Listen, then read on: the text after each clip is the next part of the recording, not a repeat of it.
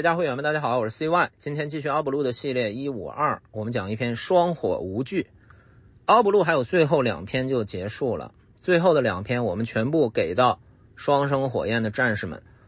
那么这是关乎世界的结局。我记得在蓝海的系列最后的时候，我们讲了非常多的一个系列关于启示录的一些解读。那么这个本身是在基督教范畴里面的一个解读，也就是说本着圣经的一种解读。那么圣经呢，从救恩完备性的表述来看，救恩是完备的，圣经的表述是完备的。但是从对世界观的表述来说，圣经是不完备的。也就是说呢，你想通过圣经去了解这世界上面一切的事情，那是不够的。要不然你也就不需要去学习数学、物理、化学，各种各样人类的语言，甚至于炒菜剪头发这些东西呢，它是有关于世界上面的一些事情那么不是圣经所有的东西都有讲。但是呢，有关于这2部分交叉的地方很多的朋友就会产生误会，或者说困惑。也就是说，你仅仅看圣经的话是不能明白全部的事情的。那么我们从一个更大的范围里面，不仅仅是在一个宗教的范围里面去谈论一下关于世界的结局。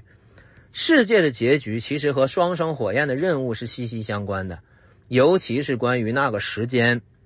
时间的概念本身是一个幻觉，它是在一个轮回试炼场里面所看的一个幻觉时间线。那么呢，在试炼场外面呢，其实你也可以把它看为是有一个时间线，但那个也是另外的一个幻觉，只不过是更高层面的一个幻觉。也就是说呢，每一个维度你都可以看它拥有一个属于它自己的时间。所以当你站在一个更高的维度去看下面的事件的时候，它们就都是确定的，也没有什么所谓的时间概念。这就好像是摆在你面前有100盘电影的录像带，那么这100个电影的时间在你眼中是不存在的，因为所有的一切在你眼中是既定的事实。可是如果你进入到任何的一个电影里面的话，那么就一切都不确定，尤其是在你正在看它的过程当中。所以所谓确定和不确定呢，就是看你从哪个视角去看了，你在哪个维度去看了。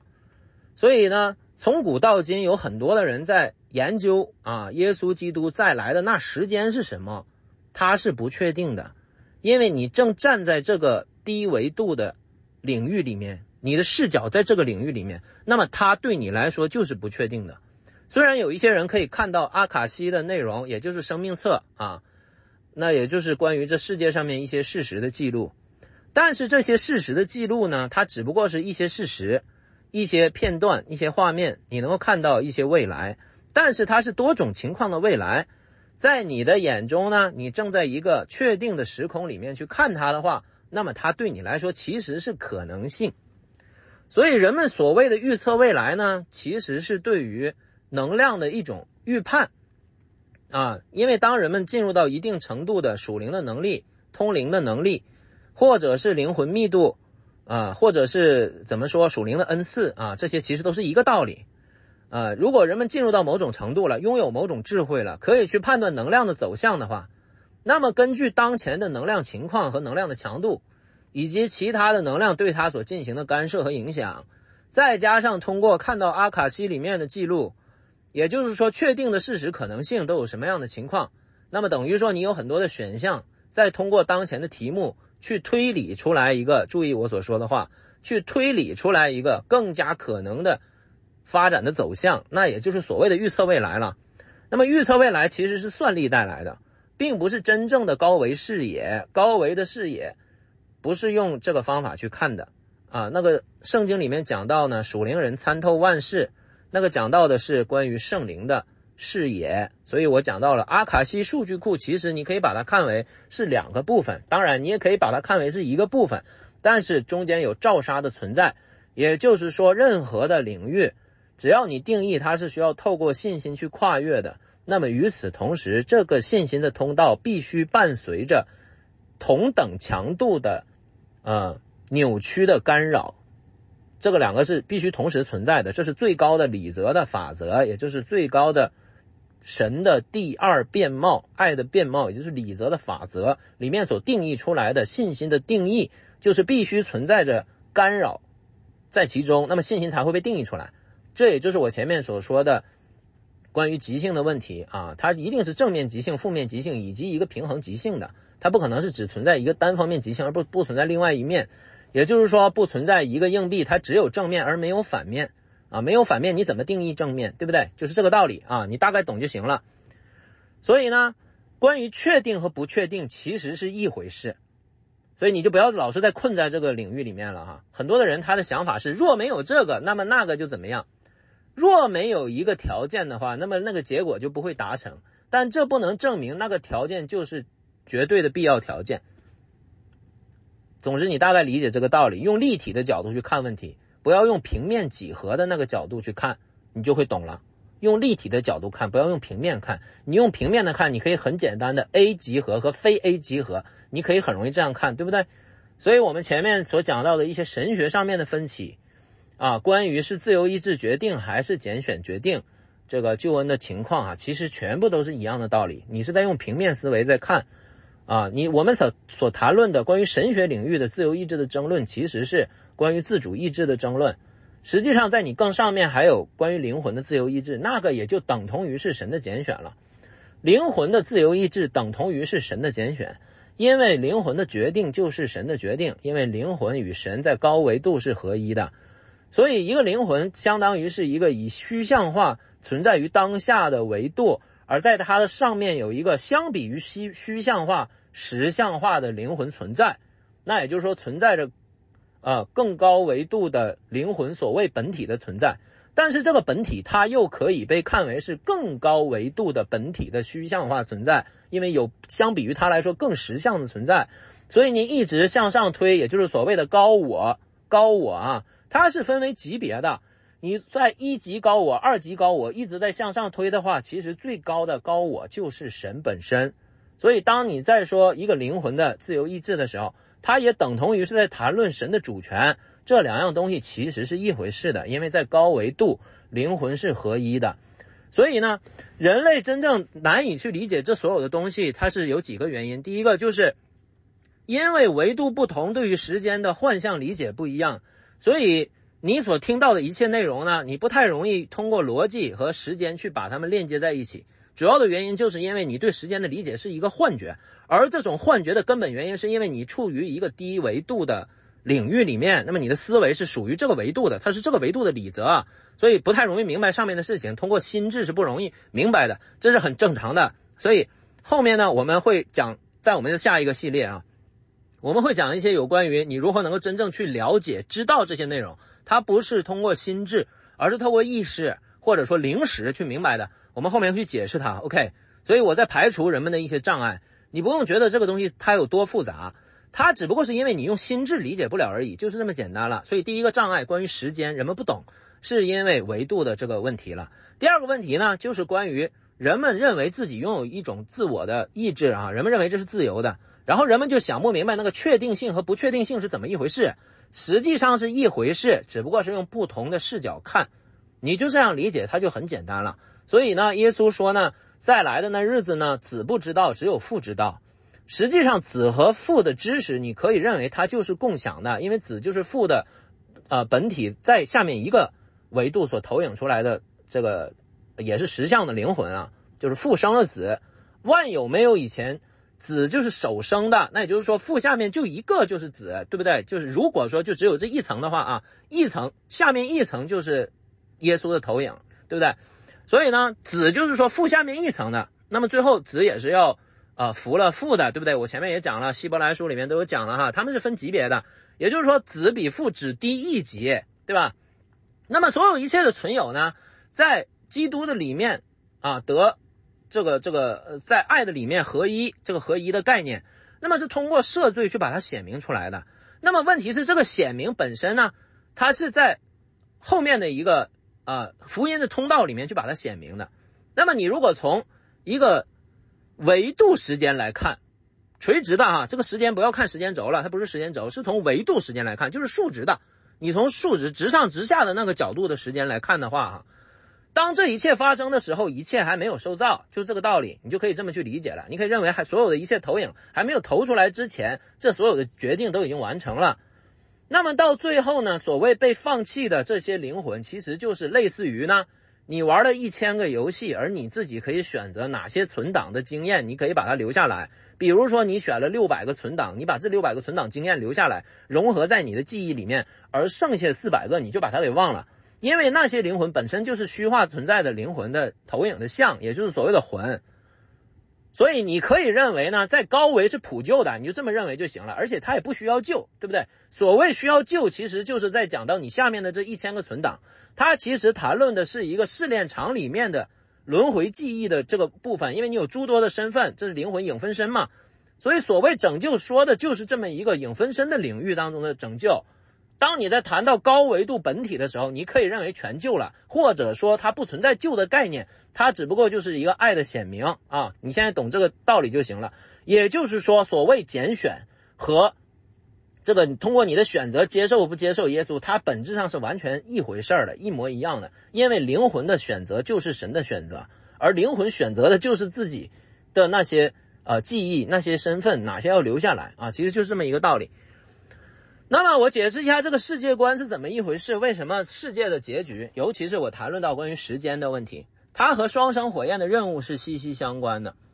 对于双生火焰呢，在这世界上面有很多的信息。那么呢，一些这样的双生火焰的存有啊，他们可以通过诸多的信息去完成他们的使命。那么不见得要听我的，我要讲的主要是为了去帮助很多在这一事件上面困惑的人们去解除一些困惑，同时也对一些特殊情况的双生火焰给出一些援助，就仅此而已了啊！解释一下双生火焰的情况。那么这个世界呢，就好像是在诸多的试炼场里面其中的一个，灵魂在各种各样的试炼场里面去体验他们的体验，这些体验类似于一种经验的收集。那么这种经验本身包含着极性，就是我前面所讲的关于光明和黑暗的极性。那么我们现在抛开这个极性的概念，你就理解为灵魂想要在这里面去收取经验了。那么当灵魂收取到足够多的经验，这意味着灵魂正在提升他们的灵魂密度。那么灵魂密度也是有分等级的，我前面有讲，全都解释过了啊。那么这些等级呢，当他们突破了一个极限的时候，就会到一个更高级别的试炼场去体验。所以灵魂所做的一切就是为了去体验，然后增加灵魂的密度，然后进入到下一个试炼场，就是这样的。那么在每一个密度，每一个不同的维度呢，都是有他们不同的要体验的课题的。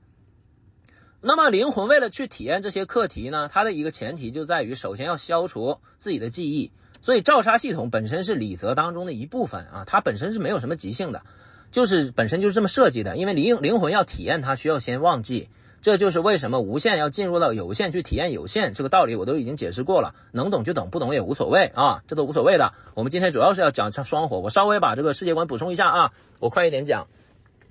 所以呢，灵魂使自己忘记自己的身份，进入到一个崭新的身份里面，然后灵魂又为这个忘记一切的自我去设计了一大堆的催化剂，以去催化他们的灵魂极性。那么这些催化剂对于灵魂极性都是有益处的，也就是说万事互相效力是有益处的，只不过这个益处就涉及到一个价值观了。因为什么东西是益处，什么东西是有损的，这个东西是价值观决定的。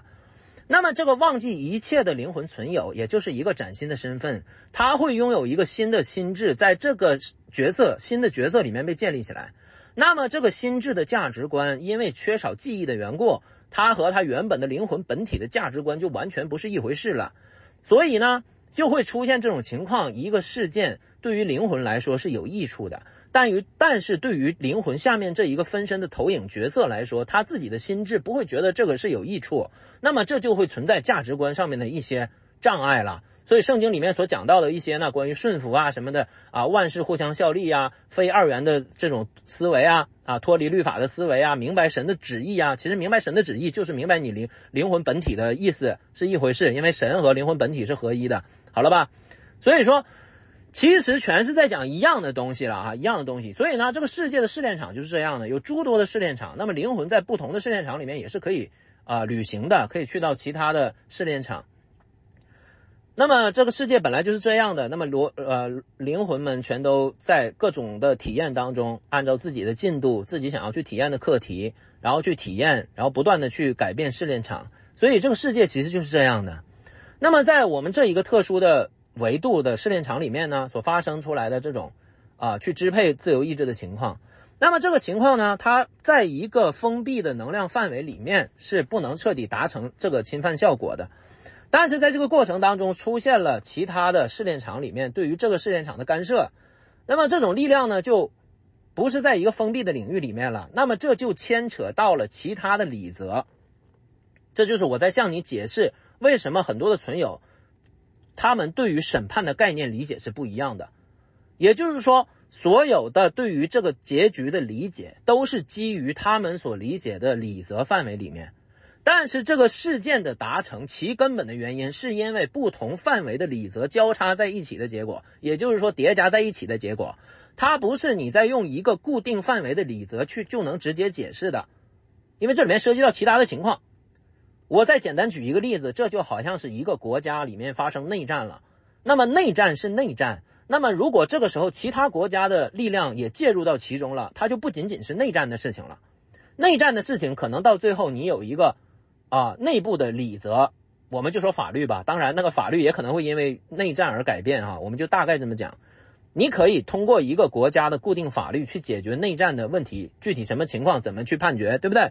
可是一旦牵扯到其他的国家的时候，那么其他国家的那些人不在你的法律范围里面呢，明白这个道理吗？所以这个时候可能就需要一个更高的法庭，更高的理则才能执行这一切。所以为什么会有这种联合国领域当中的国际法，对不对？那你的国家有你的法律，我的国家有我的法律，那我们两个国家不一样，如果之间产生一些什么问题呢，那这时候必须需要有一个更高的理则去来判决了。所以呢，其实这一切呢，它都是很简单的东西，如果你真正明白之后，你就不会那么多困惑了。很多人觉得为什么每个人对这些东西理解都不同，因为大家站在不同的理则的范围里面，所以就是这个道理。那么这个世界最终会是这样的一个结局，它其实是诸多理则当中所发生的事情相互干涉最后所造成的一个结果。那么仅仅站在一个理则的范围里面去考虑这个结局的话，就都是片面或者说是变貌，这里面是存在着扭曲的，也不存在什么对与错的问题，只不过是不同的看法而已了。所以呢，这个世界真正的结局的情况和光明存有的看法有的时候是不一样的，但不代表他们的看法和事实的情况有什么出入就证明他们的身份怎么样，这个其实和身份没有关系。就好像说你是一个基督徒，也不代表你所有的看法都一定是正确的，都有肯定会有错误的地方，要不然你去考一次试答一个数学卷子好了，对不对？你是基督徒不代表你所有东西都能做对，明白吗？就是这个道理，它其实很简单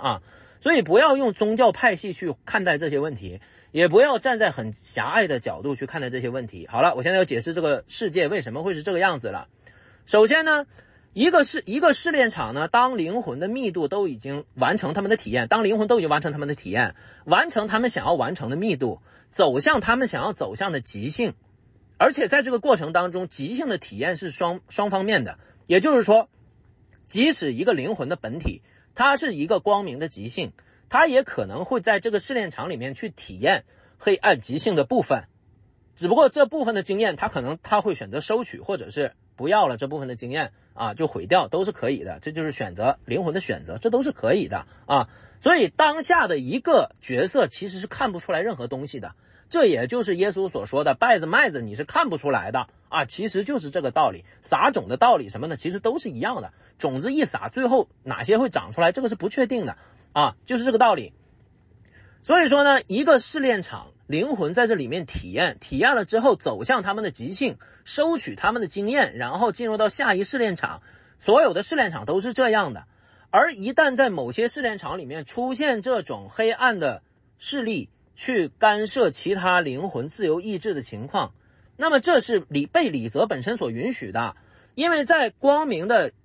灵魂极性光明极性的灵魂眼中呢，这种干涉恰好也是他们可以去体验的课题，以完成他们的光明极性。所以这两个东西它不存在说是就是说谁欺负谁，没有这个东西它是一样的。也就是说，黑暗的存有他们想要去支配其他灵魂的自由意志，而这本身也是光明存有想要去体验的课题。就好像说一个游戏，你给我设定了个难度的 boss 来给我造成困难，那这个 boss 也刚好是我要体验的东西，我正好也在击败这个 boss 的过程当中收取了我要收取的经验和体验，其实是一样的道理。也就是说呢，我想要体验某些爱的课题，那么刚好这种爱的课题它就需要这种障碍去让我体验它，那么正好有黑暗的存有给我障碍了，那就正好就是说这本身就是双方自由意志都达成的协议，你可以认为它是一种协议啊，在灵魂的角度去看，所以没有什么谁很委屈或者是怎么样，它不存在那个东西，这些全都是智能无限，也就是圣灵啊所设计出来的，就在这么一个意识场的里面，大家的自由意志都是被尊重的，你可以这么看啊。那么黑暗它要这么玩，光明是要这么玩，我们两种玩法不一样，互相对抗，那么各自收取各自要的经验，所以就是这样的。所以这一切是被允许的，所以说呢，黑暗的存有他们会想要去干涉其他的自由意志，支配其他的意志，这个本身是理则范围允许的情况啊，是允许的情况。那么在这种干涉，也就是黑暗和光明之间会争斗，但是这个争斗本身就是一场游戏，你可以这么去看。在这场争斗当中呢，那么这个试炼场里面的灵魂就会走向极性，他们到头来会被双方所收割。所以说所有的灵魂最终都会走向黑暗或者是光明，那么这个试炼场的任务就完成了，这些灵魂就到下一个试炼场去继续体验了，就是这样的世界观，就是这样子的。那么在我们这个世界里面存在的这个情况呢，就是有更多的其他高维度的黑暗存有的灵魂过来去参与到这一个支配游戏的这个情况，就是游戏规则被支配了。那么正常的游戏规则在一个封闭理则范围里面的能量呢，是不会达到就是自由意志被侵犯到没有办法抵抗的情况啊。那么现在呢，因为有高维度的能量介入，就导致在这个密度这个试炼场里面的光明存有的自由意志没有办法在这个试炼场里面去达成他们的体验不了，最后的一个阶段是体验不了的，我前面有讲过了。那么这个时候呢，就触发了可以去帮助的这种协议哈，那么就被看为是一种呼求。那么这个呼求不见得是需要用嘴巴说出来的，灵魂是可以呼求的哈。那么高密度的灵魂，他们听到了低密度的灵魂的呼求。那么光明的存有本身是以无条件的爱，他们的目的是为了服务他人，所以当看到这种事情的时候呢，这份爱的力量就被激发了，所以他们就发起了这样一个行动，去破除掉这种对自由意志干涉的手段，以让这个试炼场可以按照原来的情况正常的运转，可以运转到最后就是灵魂收割。那么这也是所有的光明存有所认为的，就是觉得我们来到这里面把这个星球上面的这个试炼场的情况给它恢复到原貌，那么我们不就可以正常还按照原来的通道走了吗？就是这个道理。所以很多的光明存有是这样认知的，这个是没问题的，没有问题，本来就是这样的啊。但是在这个过程当中发生了这个穿透照杀的事件，也就是说呢，不属于这个维度的情况的灵魂一下子进入到这个维度了，而且穿透照杀，直接以实相化的情况在这个世界上显露，那么这种严重干涉自由意志的情况就违背了更高层面的理则。那么这个时候更高层面的这种光明存有的力量就采取了这个强行的方法去拯救啊。那么你可以看它是一种拯救，但实际上它是就是我爱你也是我的需要，是吗？我不是想要去拯救你，就是我爱你，我看到你需要我要爱你，就是爱的一个行动吧。那么就看你从哪个视角去看了。当然有的时候他们不称这个叫拯救的行动，就是他们不觉得这个是拯救啊。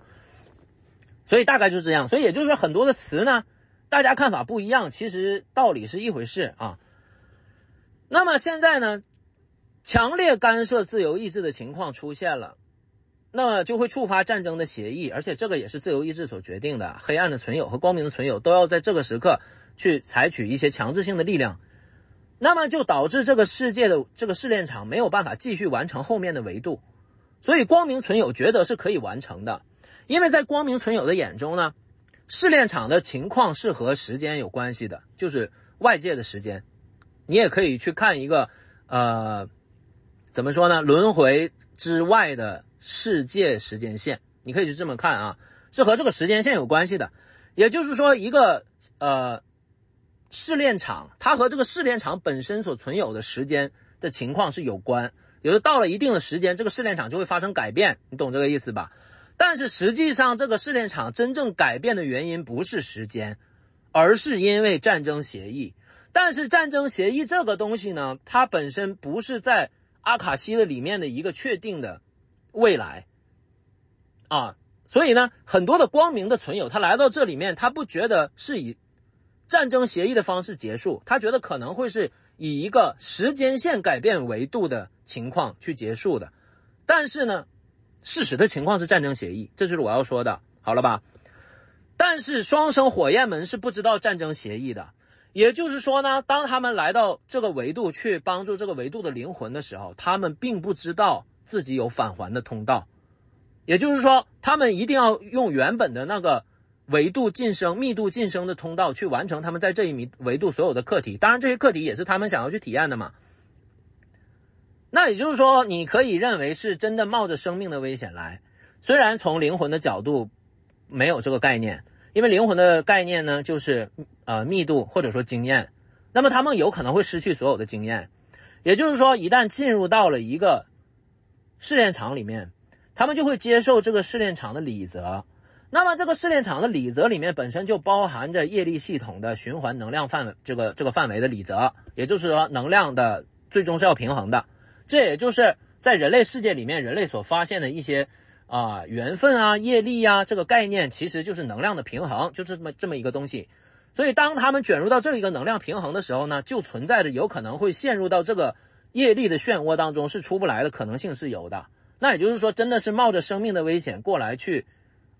帮助其他的灵魂的存有，就是这样的。而这个任务最终有没有完成呢？最终是完成的，但是完成了之后，后面是怎么样的？这个问题它是在一个信心的扭曲的里面去作为一个选择，也就是说，同样是有一个自由意志的选择在这个地方，所以这个地方里面就存在着信心和扭曲的部分了。那么扭曲的部分是因着阿卡西带来的，扭曲的部分不是因为这个世界的照杀带来的，因为对于高维度的灵魂，他们不存在这个低维度的照杀所给他们带来的影响。所以对于高维度的灵魂来说，他们觉得他们是没有照杀的，但实际上是有照杀的，因为那个照杀是在阿卡西里面，所以我已经把它解释完了。那么双生火焰会完成这个使命，也就是破除掉这个关于对灵魂的自由意志侵犯的这么一个矩阵的系统，它是一种精神能量的网格。对于光明存有和黑暗存有来说，这种矩阵都是存在的。黑暗的存有使用这种矩阵去支配其他的自由意志，去干涉，当然他们干涉的更多是一种自主意志了，不过这会影响灵魂所收取的经验。那么光明的存有所设计的能量网格主要是为了互通信息用的，不是用来去干涉的。那么黑暗存有一方面破坏了光明存有的能量网格，与此同时用超越这个维度所应有的能量，也就是刺透照杀之后所应有的就是超越这个维度的能量了，然后呢设计了这种黑暗的网格，也就是对于精神的支配、干涉，或者说消极的信念、各种样恐惧的信息的这种散发，那么就严重的影响了这个维度的体验，你可以这样去理解的。所以呢，光明的存有呢来到这个世界上面，他们需要尊重这个世界的理则，因为这是光明的力量，他们是尊重自由意志法则的。所以来到这个世界上面之后呢，就是一方面要去修复自己原本的光明的能量网格，这是可以帮助到其他的失去记忆的伙伴们去找回记忆的。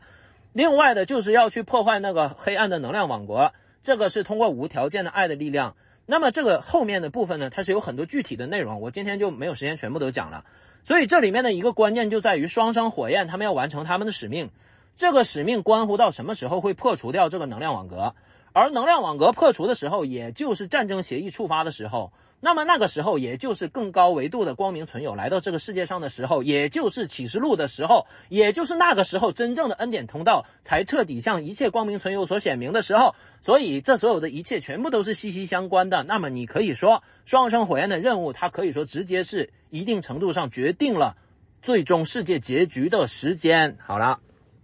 我不知道我有没有把它解释清楚啊，尽量了。那么这里面呢涉及到很多的可能说一些词汇你听不懂没关系，我在下面一个系列里面对每一个词汇都会非常详细的去给你解释到底是怎么一回事。那么我们这里就稍微讲一个大概了啊。好了，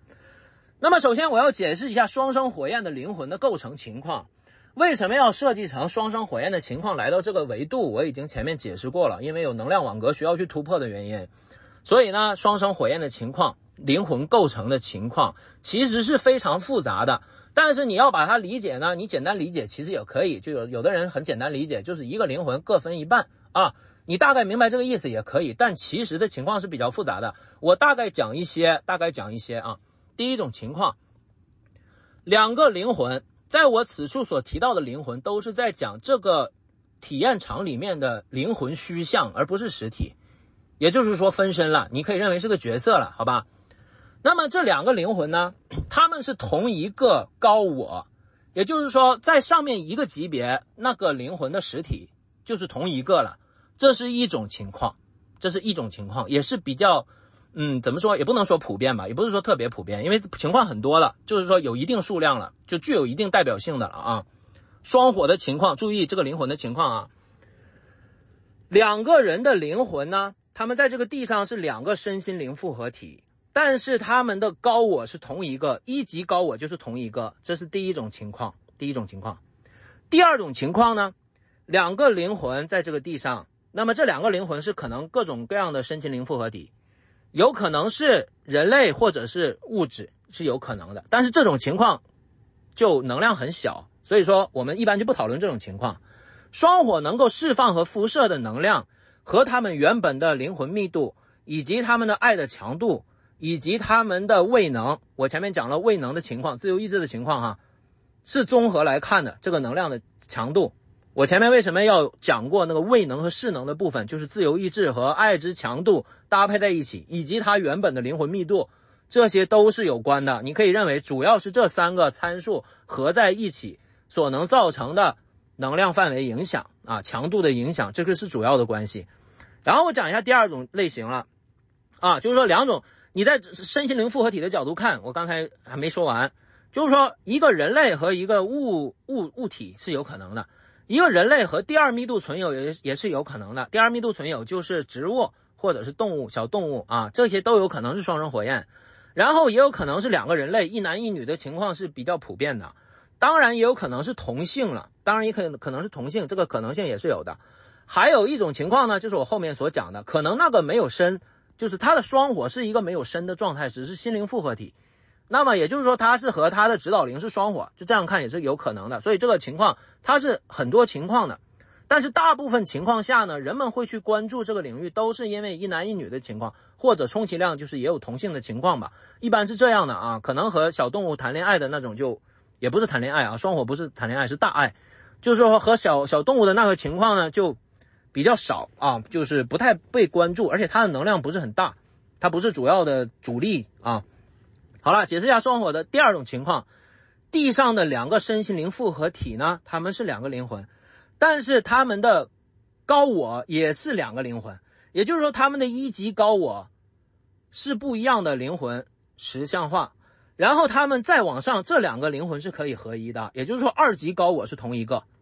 这种情况是存在的。那么当然也有可能二级也不是同一个，然后再往上是同一个，三级高我是同一个，这也有可能的，对不对？所以呢，我把这些看为是第二个类型。也就是说呢，这两个灵魂即使他们觉醒了，他们也不是同一个高我，这种情况是存在的，但是他们仍然是双火，这种情况也是有的啊。第二种情况。第三种情况涉及到非常多复杂的情况，我们全部都看为是一种情况了。也就是说一个灵魂它的高我有可能投射了另外的一个实体，然后呢另外的一个实体的高我呢也投射了另外的一个实体，然后这个另外的实体分别都不是对方，就是它是存在交叉的情况。这个用言语表述不太容易表述哈，我大概给你讲一下它是什么道理。有可能存在一种情况呢，就是一个双火的高维灵魂，那么它投射出来的并不仅仅只有两个，有可能是三个的情况，四个的情况都是有可能的。然后呢，这里面呢可能有两个是有实体的，而另外的是没有实体。那么我为什么要讲到这种情况啊？就是有的情况呢，一个地上的身心灵复合体，它可能达到接近觉醒的情况，然后呢，他和他的指导灵链接的过程当中，他觉得他的指导灵就是他的高我了，他一直是这么觉得的，他认为那个指导灵就是他的双火。可是到后来他真的觉醒之后，他发现他链接到了另外的一个灵魂，那么其实另外的一个高我和他的那个指导灵是同一个灵魂，只不过又是多分出来的一个碎片。所以呢，双火你可以把它看为是碎片化的，或者说是相似三角形的概念，就是那两个灵魂的配比是一样的，只不过强度不同啊，你看起来特别像，但是又不一样，所以这个是非常复杂的情况。这种情况呢就不太好讲，所以如果出现的话如果需要的话我会帮忙看一下，好吧？这种情况如果你觉得非常困惑的话，可以私下来找我。这个是第三种情况，我们基本上后面所讲的所有的和这个有关的我都不会讲第三种情况，但这个情况是会出现的，所以如果出现让你非常困惑的话，不用太过于在意。然后接下来就是第四种情况了。第四种情况其实就是耶稣和圣灵，这意味着一个跨维度的投射。高我是可以跨维度投射的，也就是说它不见得要从3级高我然后投射到2级啊，再投射到1级啊，再投射到下边，它一定是要那样分裂的吗？不见得，它可以直接跨越维度投射，这就是第四种特殊的情况。而它的代表作也就是圣经里面所出现的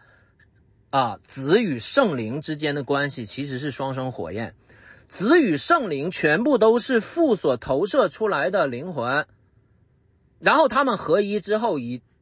爆炸出来的这个效果，辐射出来的爱的能量的效果，能够封印一个理则范围里面的业力系统，就是这个效果。所以所谓的赦罪的系统呢，这个赦罪的系统它不是在第三维度里面原有的业力系统。那我举个最简单的例子你就知道了哈。那你会发现呢，耶稣不是担当了一切吗？对啊，他担当了一切，但是那一切其实是另外一个理则的业力系统，它不是在我们这个封闭的业力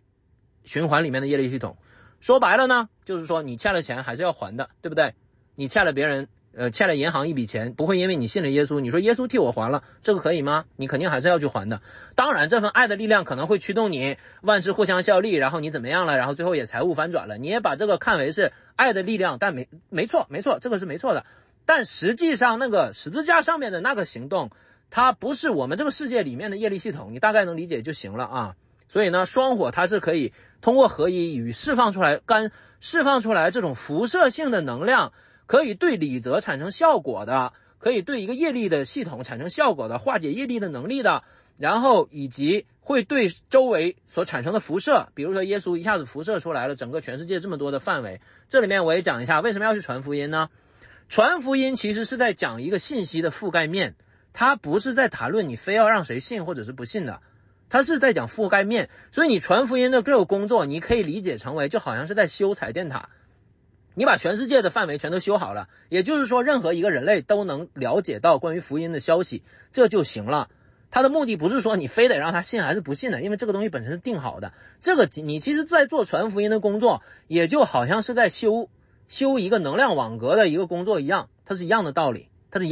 你也可以把它看为是光明存有当中的一种行动，它是一样的道理，好吧？所以第四种情况就是耶稣和圣灵的关系。所以你会在圣经里面看到耶稣与圣灵合一的那个部分，你会发现耶稣在和圣灵没有合一之前，他不是一个完全觉醒的状态。当然他有觉悟，他有他的灵性，但他没有彻底觉醒。是在施洗约翰的那个地方，耶稣和圣灵结合之后，这个就是合一之后他才真正觉醒，然后拥有了一下子突破原本人类障碍的诸多的属灵的能力的外在的显化的能力，这些其实都是觉醒的一种外在的表现。而且最后耶稣也回归了，对吗？回归到父的里面，这也是合一的一个双火合一的一种特征。所以具体的情况我会全部都详细讲，包括各种各样的属灵恩赐，其实全都和这个是有关系的啊。好了，然后呢，关于双火的内容，我就直接讲这个情报了啊。感人的话我就不多说了，好吧，伙伴们，我就直接讲情报，捞干的来哈。双火合一到底意味着什么？首先，双生火焰呢，是因为彼此之间产生了一种非常奇妙的爱的力量吸引力，然后开始意识到这个任务。但是双火来到这个世界上的时候是完全清空你们的灵魂记忆的，所以你们是以为自己就是一个人类就完全就来到这里面了。当然双火里面是没有任何信仰的限制的，双火的情况可能被任何情况所构成，因为不干涉自由的意志。但是我讲到最后的一个返还的通道其实全部都是一样的，但它不见得是在这一世里面亲爱的朋友们，清楚这件事情。所以不要用宗教信仰去看待这个问题，不要用宗教信仰去划分关于光明联盟的情况，和那个是没关的啊。所以双火里面当然也是会有基督徒的，都是会有的，因为在这一时刻他们全部都进入人类的这个理则法则里面了。什么叫做双火合一呢？在3D里面是没有一个标准的，因为真正的合一是灵魂的事情，和3D 世界里面的仪式感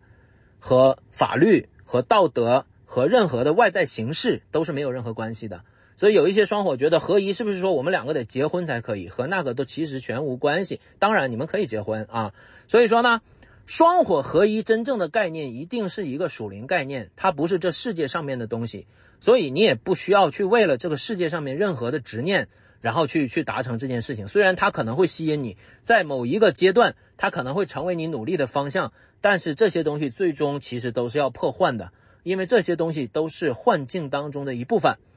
双火合一真正的概念在于这两个灵魂全部都觉醒，而于此他们和他们的高我链接，这个就叫做合一了。那么合一之后要做什么呢？合一之后会做一些关于修复光明能量网格的事情，以及破坏黑暗的矩阵的这些事情。具体的事情不需要我告诉你了，因为你那时候合一，你的灵魂会非常清楚告诉你们要做什么，好吧？所以呢，在你们还没有觉醒之前，要知道觉醒才是真正的合一。除此之外，任何其他的概念有一些各种各样的说法那些都不是真的，真的就是只有觉醒了。好了，效果呢，一个是溶解的矩阵，就是黑暗的能量网格对于人类的灵魂自由意志的一些影响和干涉，然后以及辐射到他们的灵魂伴侣。这里面我也讲一下。首先呢，双火在觉醒的过程当中可能会帮助到其他的双火，因为你们也可能会认出其他的同伴，因为大家都是曾经并肩作战过的，只不过你们都忘了。然后呢，还有一些关于灵魂家族的情况。灵魂的伴侣有诸多种情况，我们后面再去详细开一个系列去讲这个问题。所以会去辐射到他们，也使他们觉醒，也是有可能的。也就是说，觉醒不是只有双火才可以，只不过双火的课题会激发一个灵魂走向觉醒。那么有的人他课题是没有双火的，那么就和双火没有关系，但是他仍然可以觉醒。所以双火合一的效果是会辐射到身边的灵魂伴侣，这个和距离是没关系的，这是一个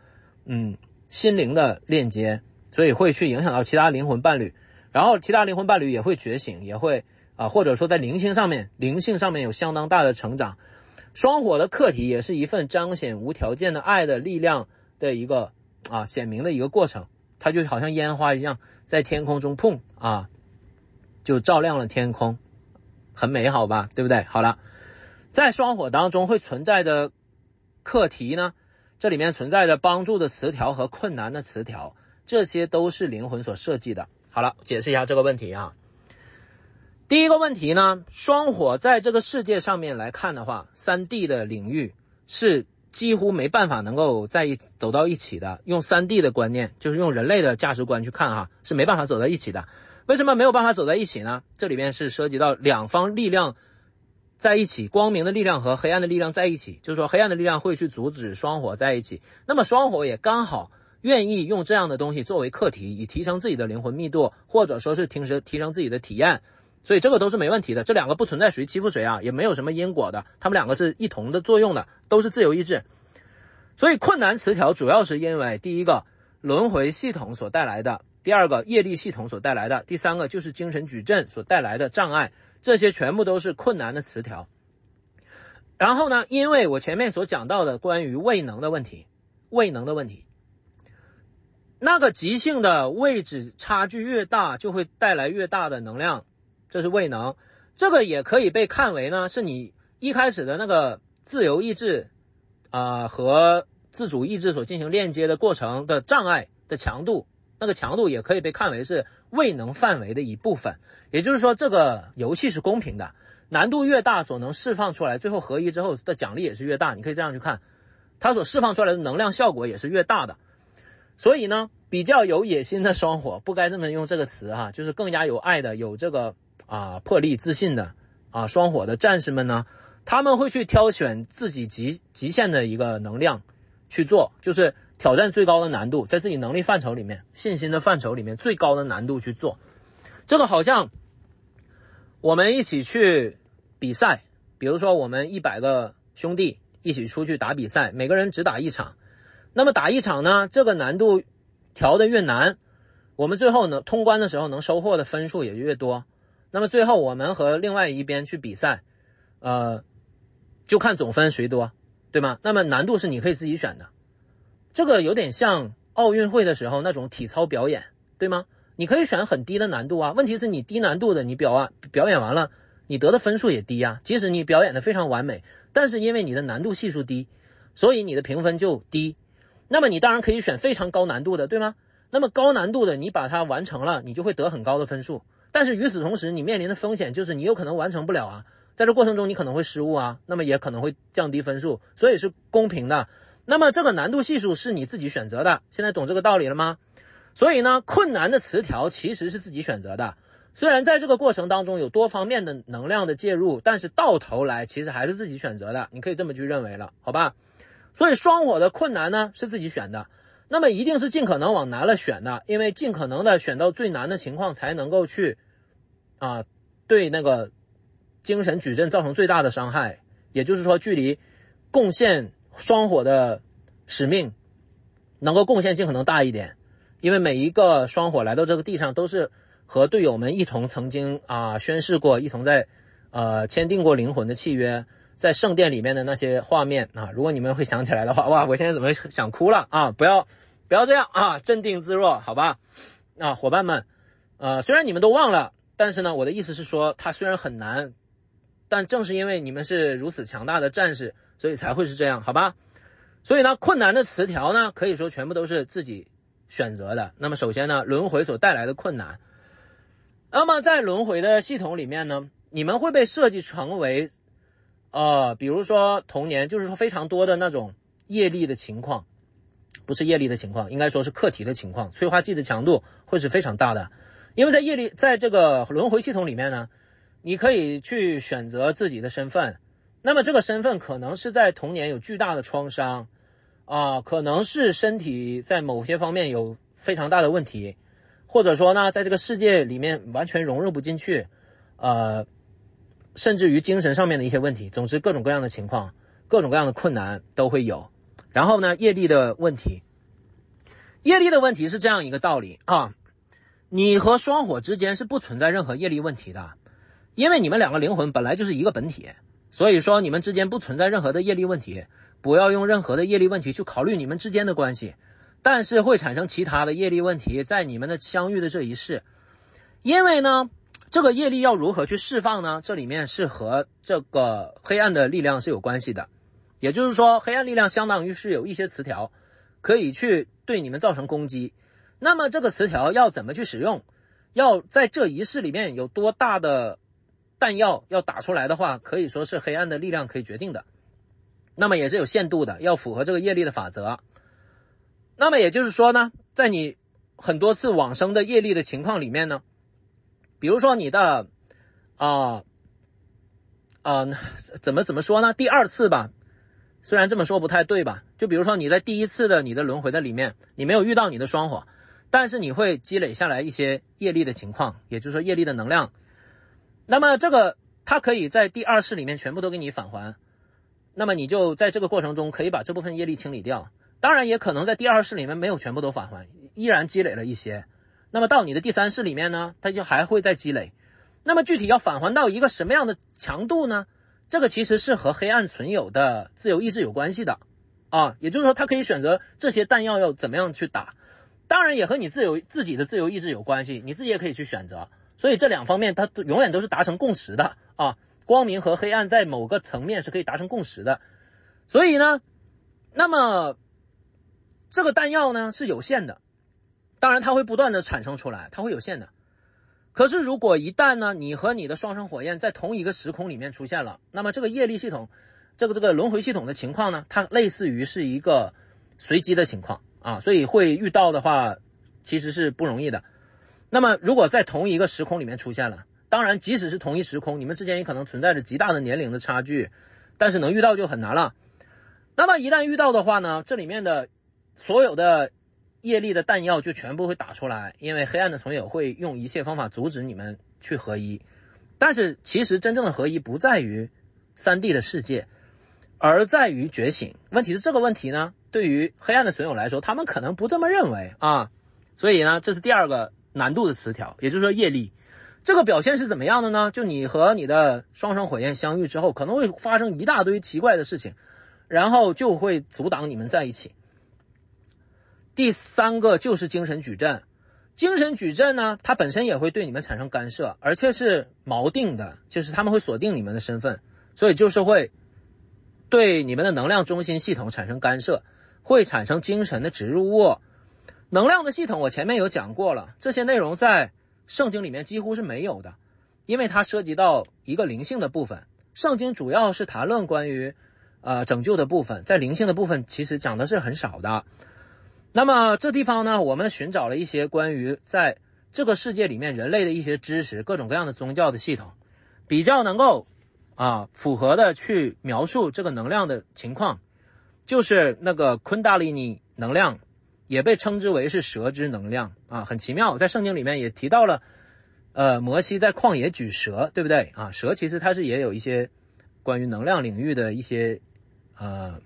蕴含着一些意味吧。昆达里尼的说法呢，是在印度的宗教或者说在瑜伽的领域当中的一种说法，但事实上它是一个在灵性领域当中的通用的概念啊，就是一个关于爱的能量的概念，你可以这样去理解。这个是一个在普遍恩典当中的爱的能量的概念。我前面有讲到，人类的身体其实是身心灵复合体，那也就是说，肉眼可见的物质部分的身体和肉眼不能见的灵性部分的身体其实是一个闭合回路的，所以你大概可以这么去看哈，好像2根油条放在一起，其中一个你看不见，你大概这么理解就行了哈。所以能量中心呢，其实说的不是肉体的部分，但是你可以在肉体上面去感觉它真正的情况是灵体的部分。这就好像是一个小溪流，就流水的那个小溪呢，它要通过一个平原，那么它可能会在中间有一些小小的湖泊，那个就是一个小小的漩涡，然后是一个能量的中心，是流动，也可以被看为是能量能够暂时停留的一个小部分，这个就是那个能量中心。那么能量中心其实是很多的，但是太过于详细的我就不讲了，主要讲一下关于在你的身体范围里面，也就是和觉醒关系比较大的7个能量中心的情况。那么这个部分呢，它会产生堵塞，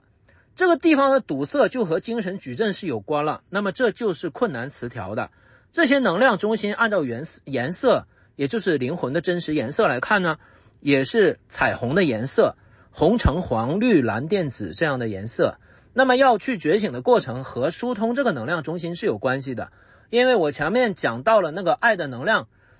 里面涉及到的动能，也就是无条件的爱的强度，它其实是和疏通能量中心的堵塞有关。而这种堵塞呢，在上面3个能量中心，也就是灵性的层面，它是会和精神矩阵的干涉有关系。这些就是存在的困难词条，也就是说轮回系统、业力系统和精神矩阵都会带来双火合一的困难词条。那么这个词条的难度越大，双火合一所能带来的能量效果也就越大，所以是自己选择的。双生火焰的战士们会尽可能在自己的能力范围和信心范围里面去选择一个尽可能难的词条，所以你们的人生会是这样，你就知道是怎么一回事了。然后帮助词条的存在，帮助的词条呢也同样是存在的，这和你前面的一些轮回系统里面所能释放出来的无条件的爱的能量有关，你也可以把它看为是业力系统里面的一部分，只不过它是一些用人类的价值观来看是正面的业力，也就是所谓的缘分业力在人们眼中它是存在极性的，其实它们两个是一样的东西 OK 也就是说帮助的词条是存在的。那么帮助的词条首先是灵魂伴侣，这些灵魂伴侣会给予你各种各样的帮助，无论是灵性上面的开启，或者是在 3D 领域当中肉体层面的一些温暖或者是情感上面的一些帮助，这些都是由帮助词条来的。但是这些所使用的那些能量其实不是很多了，比较多的情况你重点需要关注到的帮助词条。当你能够听到这个消息的时候，尤其是阴性能量的这一边哈，因为能量是分为极性的，灵魂的能量是分为极性的。双生火焰的情况是能量配比是一模一样的，他们的灵魂配比相似度超过 95.2857， 然后这个灵魂的能量的配比是正好相反的，它的配比的比例是几乎一样的，然后能量的极性就是阴性能量和阳性能量的极性是相反的，这是双生火焰的特点啊。然后你们会得到的指导灵的帮助是特别强力的，是能够去完成这个使命的关键中的关键啊，特别强力的。如果神圣的这个阴性能量这一边呢，一般来说是阴性能量，因为他们是灵性比较敏感的这一边，所以首先是阴性能量的任务。所以如果阴性能量能够在他们相遇之后，你和你的双生火焰相遇之后，能够收到这些帮助的情报的话，那么这意味着这一次很可能是你们的最后一世，也就是说你们在漫长的战斗当中的最后能够抵达终点最接近的一次了。那么这一次呢，和所有的业力在这个时候爆发是一样的，所有的帮助的力量也会在这个时候爆发，因为你们的这一世可以被看为是光明力量和黑暗力量的决战，在你们的这一世里面，所以困难和帮助的力量是同等强大的啊，然后也是一个平衡，所以最终还是尊重了你们的自由意志，对吗 ？OK， 那么你呢能得到的帮助词条，指导灵的情况，你至少可以和3种情况的指导灵进行链接。这个指导灵不是在讲高我，也不是在讲人类的那个身心灵复合体的那种灵性的老师之类的，或者你的什么重要的朋友，不是在讲这个，而就是在讲没有肉身的这种心灵复合体的存在啊，就是你们所说的天上的使者了啊，这个指导灵你们至少可以和3种的去链接的，因为现在我们的伙伴数量是非常够的啊，所以呢第一种情况，男性的灵魂极性的指导灵，也就是说阳性能量啊，男性的指导灵。第2种是女性能量的指导灵，第3种是无性别或者说双性别的。灵魂是没有性别的，但是灵魂是有能量极性的，这种能量极性是和你当前的能量极性所配比的。那么一个灵魂自己的能量极性是会产生波动和改变的，它是流动的，它不是固定的东西。我说的一开始的配比，那是一个一开始的基础的状况，这个灵魂的极性是在相处的过程当中和整个这一生的灵性觉醒过程当中不断在改变的。那么呢，首先呢，一个阴性的能量，它会在就是说阴性能量和阳性能量，它还涉及到你所处于的肉体本身也是有极性，因为一个人类存有嘛，身心灵复合体，身体的性别也是有极性的，所以这里面存在着多种的情况。比如说一个人是肉体的男性，但是呢他是阴性的能量，或者说他是阳性的能量，这2种情况就不同了，对吗？所以是不一样的情况。那么你会链接到的指导灵的情况呢，它和你的能量极性关系比较大，它和你的肉体的极性关系比较小，但是是综合影响。所以呢大部分的情况下会是和一个你的双火的极性是一致的一个指导灵进行链接。那么比如说呢，你是一个女性的，然后是阴性能量的这种双火的灵魂，一开始的配比啊不是永远这样的，不要用标签化去看啊，一开始是这样的。那么你的大概率就会是碰到一个男性的指导灵，这是极性阳性的指导灵，那么它会给你诸多的帮助，更多是关于疗愈。那么在这个过程中也会看到天使数字什么的各种各样的提醒。那么天使数字呢本身有各种各样的内涵，但是我倒是觉得内涵什么的不是很重要啊，因为你直接和它链接的话，直接交流是更好的啊。所以我后面会去详细讲。那么这是你会遇到的帮助词条。所以当你遇到指导灵的帮助的时候呢，你可能会一开始很困惑，那么会有一个过程，非常挣扎，以为自己发疯了什么的。那么如果你提前拿到这个情报的话，这部分的时间就可以省下来了啊。好，然后讲一下在你们在这个战斗当中所主要完成的任务。当然一开始你们完全不知道是怎么一回事啊，你们只不过是觉得碰到了一个奇怪的情况，就是你非常的爱一个人，那个人也很爱你，然后你们就莫名其妙的就崩了，是不是？就然后又放不下对彼此的爱哈。所以从人类的角度上来看呢，双火的情况很像是那种就是说有人类标签的那种虐恋，它很像是那样的，但其实这些东西都是标签，它不是真相啊。真正的情况其实能量的变化。所以我直接从属灵的角度去讲一下，在这个双火旅程当中，你们需要完成的任务，第一个，催化剂的课题。所以你们需要能够认识到你们一生当中所发生的所有的事情，其实全部都是催化剂，也就是说是你们的灵魂安排给你们的。那么在这个过程中呢，灵魂要你们去学会关于爱的课题，也就是说双火的任务本质上是一个关于爱的课题，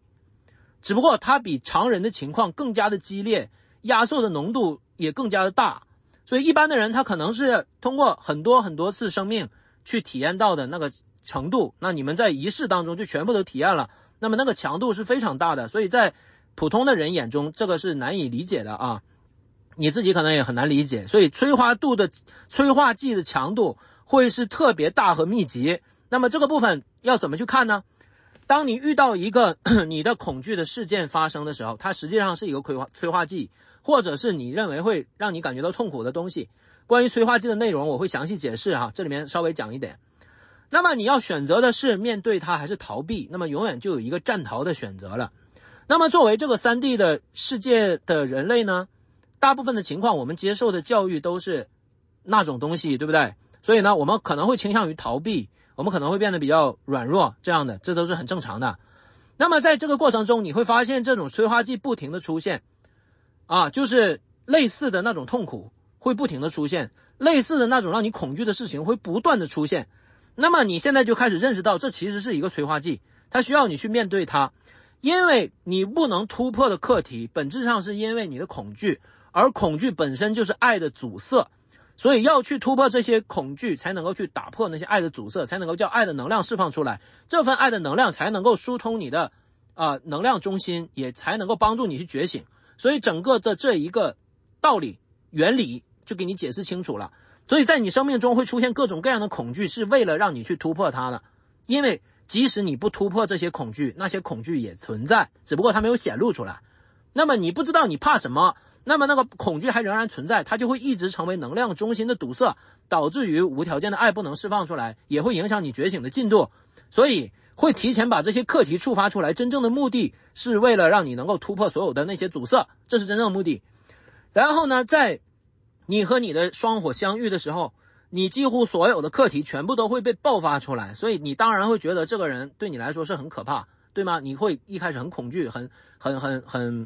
疯掉发疯那种感觉，对不对？是很正常的，因为他会把你所有课题都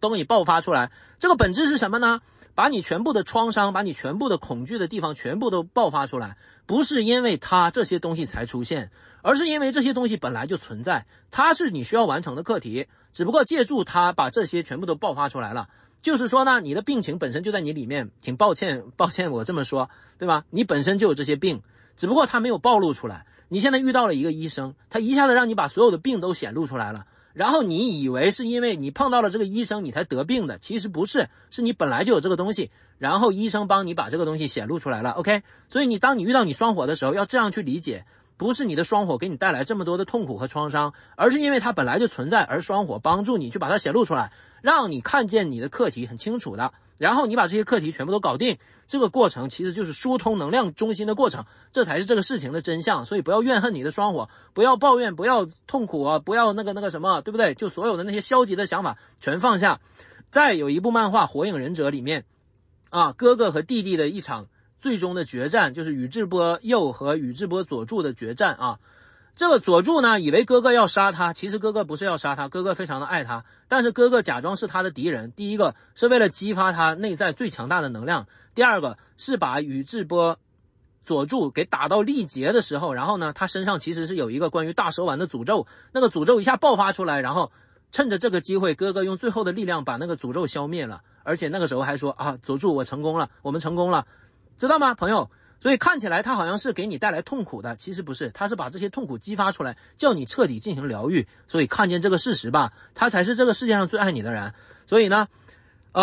第一个催化剂的课题，让你能够彻底认识到什么是催化剂。然后第二个关于即兴的选择，双生火焰最后能够合一，一定是站在光明即兴的这一边，而不可能是黑暗的。当然在这个过程当中呢，可能会体验黑暗的即兴，那么如果一直是站在黑暗的极性里面，那一世是不能够合一的，那只不过是体验的过程，有可能是在为后面做准备，所以没有什么好与坏，这只不过是一个过程了。但是真正要合一的那一世，两个人一定是要站在光明的极性，因为黑暗极性的其实是没法链接高我的啊，所以呢，黑暗的极性向上链接到一个地步就不能再链接了，因为那个地方已经不存在了，因为黑暗的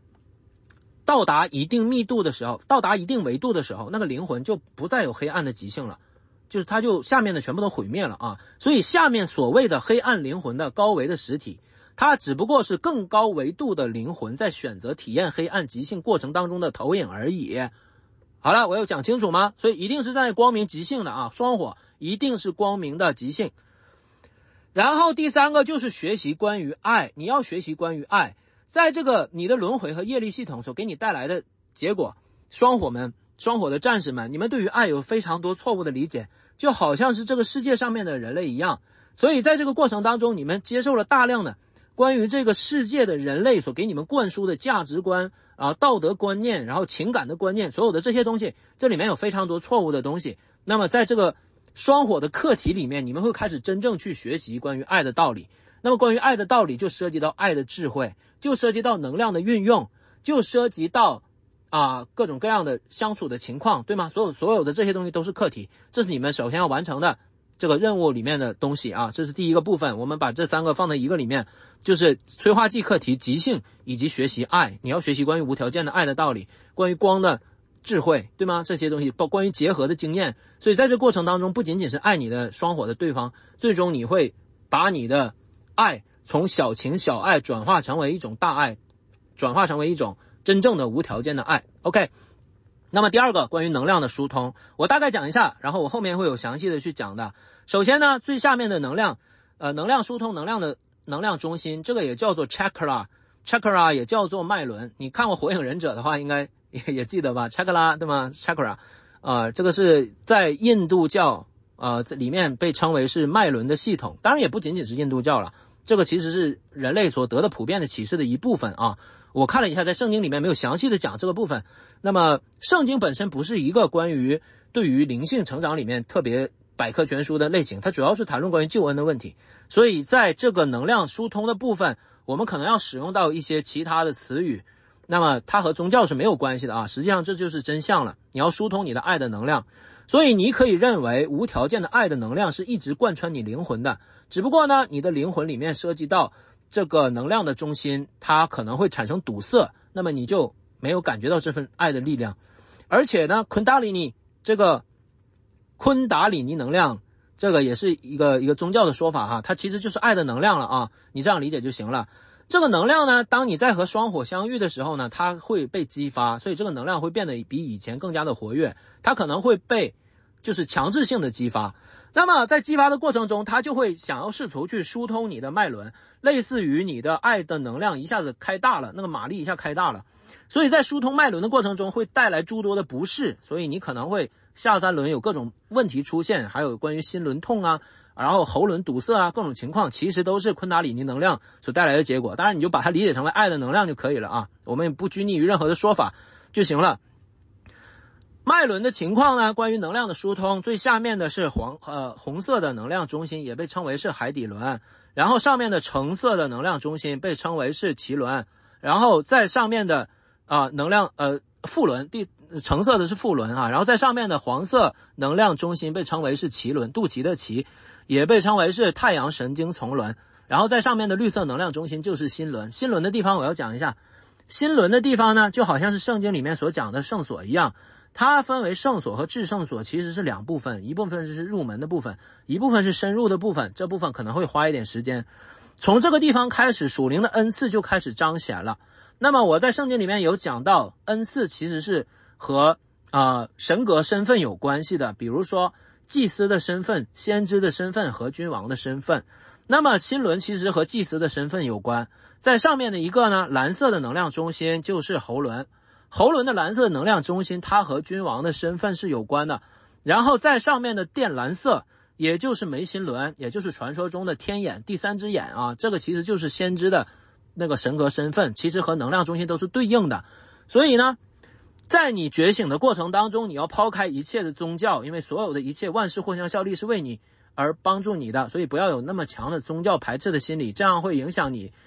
知识的获取，好吧？因为你需要各种各样的知识去帮助你完成这个使命。那么如果你是基督徒的话呢，那么我就尽可能使用你能听得懂的一些词去向你解释这部分。所以心轮其实相当于是祭司的能量，喉轮相当于是君王的能量，然后天眼相当于是先知的能量 ，OK。然后最上面的紫罗兰能量，它是和依恋有关，也和一些宗教的限制有关。所以这也是为什么双生火焰的战士们往往是无宗教的，或者说他们分布在各种各样的信仰体系里面，也就是说他们可以说是无信仰状态啊，这个才帮助他们能够去吸收各种各样的信息，以能够去完成这个非常困难的使命。所以呢，最上面的紫罗兰能量，它的障碍就是各种各样人类的宗教信仰的那些执念啊，那些偏激，那些排他，那些分离的意识，那些自高自大各种各样的这些东西的障碍，也包括依恋。其实人们对于宗教信仰的各种的那种执拗执着，就是说我是信这个的，和其他的就怎么不相容了，别的都是错的，只有我们是对的，这种想法哈，这种全部都是自高自大的东西。这些东西其实都是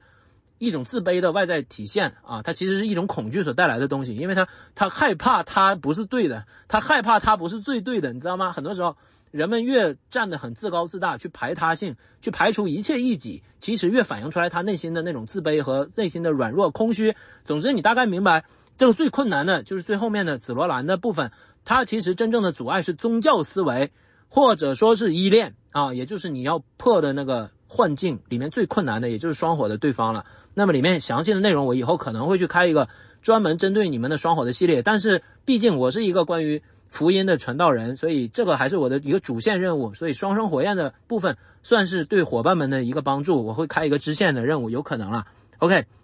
所以关于能量的疏通呢，我会解释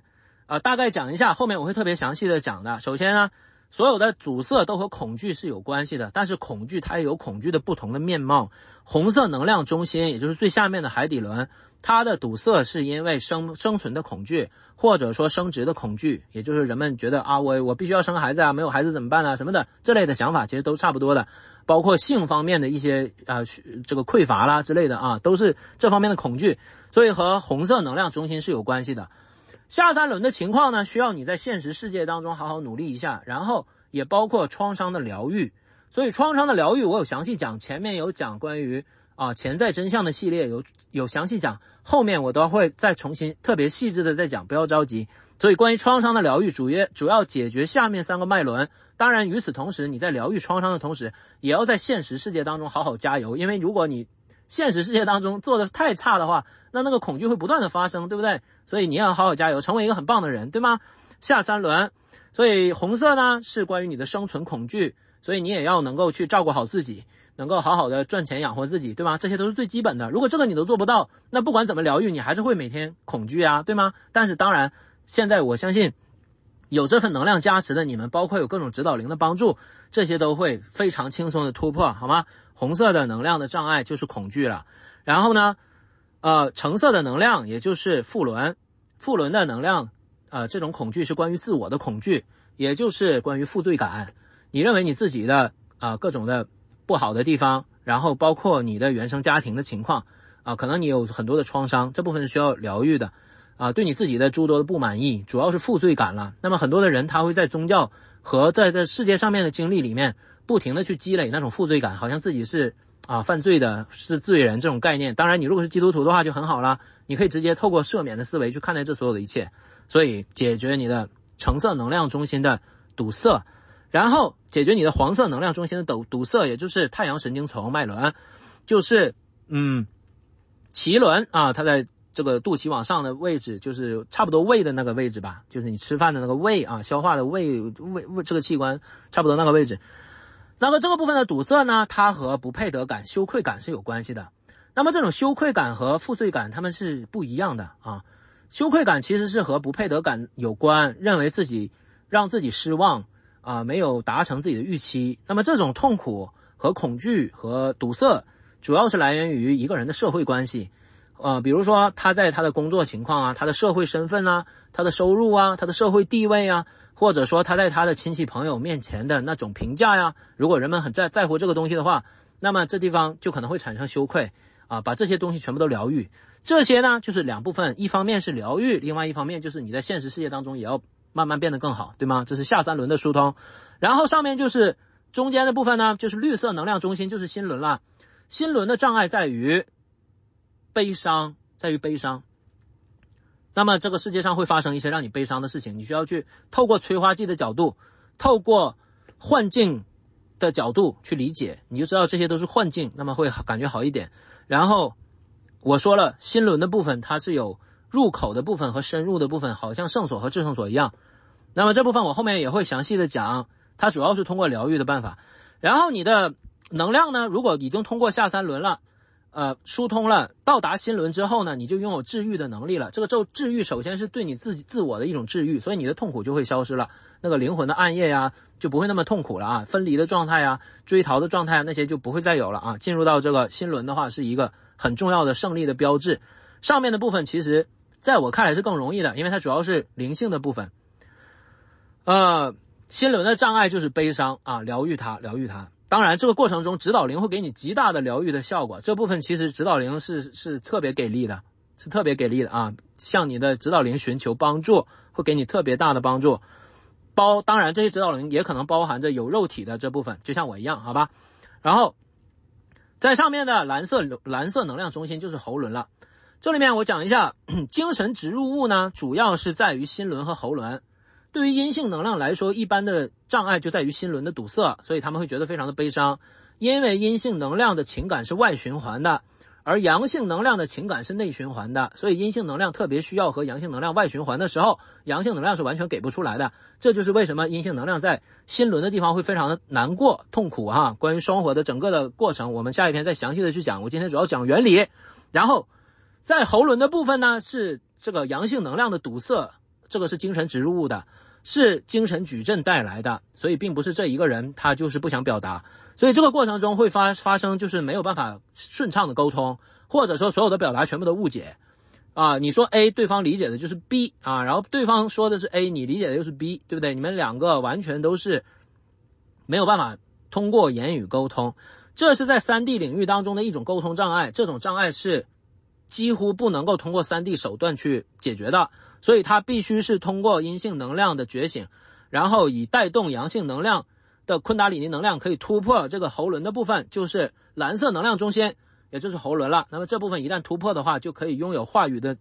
强度能力啊，这个君王的能力，我们后面会去讲，这里面涉及到言语显化的力量，也就是这个吸引力法则了。吸引力法则的关键在于频率啊，很多人以为我就天天怎么说就可以了啊，跟你说什么没关系，和频率有关系，也就是说和爱的强度有关。那么这个部分我后面再讲好了。然后哇，伙伴们，然后最后呢，这个靛蓝色是眉心轮啊，眉心轮要突破它是要突破你的幻境。前面讲的那个喉轮要突破就是突破谎言了，谎言就是喉轮的障碍啊。然后上面的眉心轮就突破幻境，破你的幻境，那这个就是开天眼了。这个我以后会讲关于先知领域当中的诸多的内容，会非常详细的给你们讲9大恩赐所有的原理，如何去运作，包括通灵的手段，以及在属灵领域当中的一些属灵媒介如何去运用啊，包括黑暗的极性、光明的极性，我全部都会详细给你们讲，好吧？然后最上面紫罗兰啊，这个就是最后的一步啊，那这个部分其实没什么好讲的，就是破你的依恋，也就是你最终的执着，好吧？好了，我再总结一下你需要破除的东西。第一个，恐惧，红色能量中心堵塞啊，然后负罪感是你的橙色能量中心堵塞，然后是你的内疚感、不配得感，这个是黄色能量中心的堵塞，然后破你的伤心的幻觉是你的绿色能量中心的堵塞，然后破除你的谎言障碍是蓝色能量中心，破除你的幻觉，你就可以看见这世界的真相了。当然这个过程是一定要先疏通好下面的啊，黑暗存有是可以有一种方法可以直接疏通上面，但是这个就是会走向黑暗的极性我也会讲，好吧，让你们全都听个够啊。然后上面呢就是靛蓝色的是眉心轮靛蓝色就是破你的幻境，最上面就是破依恋了啊，破你的宗教执念，所有的这一切就是紫罗兰，这些全破你就觉醒了，觉醒之后就交给你的高我指导灵了，也不需要我再说什么了啊，你们主要就是做到这一步就 OK 了，这个任务就完成了。然后呢，在这个过程中呢，第三个你要完成的课题就是能量的平衡。任何的灵魂呢，在这个第三维度的状态，它都是两个能量的极性以及极性平衡状态，也就是说这三个极性所构成的灵魂能量构成，就是正面极性、负面极性以及平衡极性。那么这里正负不存在什么对与错啊，就是说能量呢，你的灵魂的能量是由阴性能量和阳性能量构成的，而它们的构成配比会存在着一个平衡极性，就是这个道理。那么双生火焰要完成这个任务，就是要把它的能量配比调成为平衡，就是你的阴性和阳性能量是要平衡的。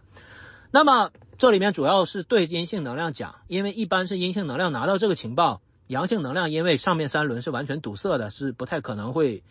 了解关于双火的内容，即使他了解他也不会相信啊。这个部分主要讲给阴性能量啊。阴性能量呢存在着两种情况，第一个，你的肉体身份本身就是女的然后你是阴性能量，这是比较简单的一种情况。那么你只要调整你的阳性能量，让它变得更多，然后和你的阴性能量平衡就可以了，一般来说是这样的。所以这个过程是比较平稳的。还有一种情况呢，是你是一个男性的身份，但是你是阴性的能量，那么这本身就存在着一个肉体情况里面也是有能量极性的嘛，那么这个能量平衡就会波动性比较大一点波动性比较大一点。然后还有一种情况呢，就是她是女性的身份，但是是阳性能量，但是因为是女性身份的原因呢，这里面也会涉及到她可能是一个阴性能量的剧本的情况是有可能的，也就是说她有可能先拿到那个剧本都是有可能的啊。就是说谁拿到剧本和肉体性别没关系，你就大概理解这个意思就行了啊。主要是和最终能量平衡了之后的那个极性，就是既考虑他的灵魂的能量，也同样考虑他的肉体能量的情况之下，最终如果是一个阴性能量的情况，那么他就是更可能先拿到这个情报的，他就先知道自己是双火的情报那么如果是单方面呢，比如说本身就是女性的肉体，再加上女性的能量，阴性能量其实就是女性能量啊。如果是这样呢，那这个剧本就比较简单一点，因为你设计平衡就只要单方面。但是如果是交叉的情况，比如说是男性肉体加上阴性能量，或者是女性肉体加上男性能量呢，那么这个能量的平衡就比较难了，这个能量就很难了，这就需要他要去完成一个平衡能量的过程。所以这就是任务你要做的三件事情，把这三件事情做好就通关了，宝贝们第一个催化剂课题了解，然后了解极性，学习爱。第二个关于能量的疏通，就是关于你脉轮的疏通。第三个就是能量的平衡调整，这方面也就是关乎于智慧和爱，这些都搞定双火就行了。好了双火的战士们珍惜这些情报这些情报是伙伴们用努力换来的。我不想多说什么了希望你们能够好好的，好吧？伙伴们都很爱你们而且你们从来不是孤身一人在战斗的，大家都在看着你们。当最后的时刻到来的时候，你们一转过头就会发现，其实大家都在你们身边，从来没有离开过之前已经有很多的伙伴完成使命了，但是没有一个选择离开，因为我们不会放弃任何一个同伴。好吧，好好加油吧，好好加油吧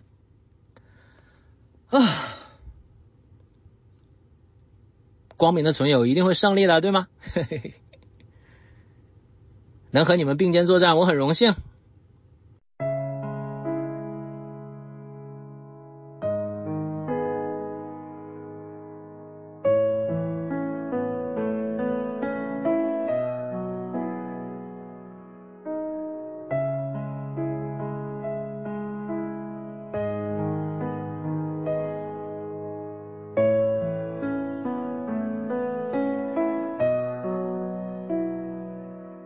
一直想要问问你，你真的认识我吗？我想感受你的感受，知道什么是真实的。有那么一瞬间，你忘了我遗忘了，经过喧嚣的世界，我们之间的线条被淹没了，在你的部分世界，你真的认识我吗？有些话语不能流通，没人能知道你在想什么。有那么一瞬间，你忘了我遗忘了，你转身看不见我，我们之间的记忆被覆盖了，你的所有早已变成一句话，只能通过一眼去到哪里，不然他们不会知道这是一个怎样的国度。有谁会进去穿过我的眼睛，牵着你的手，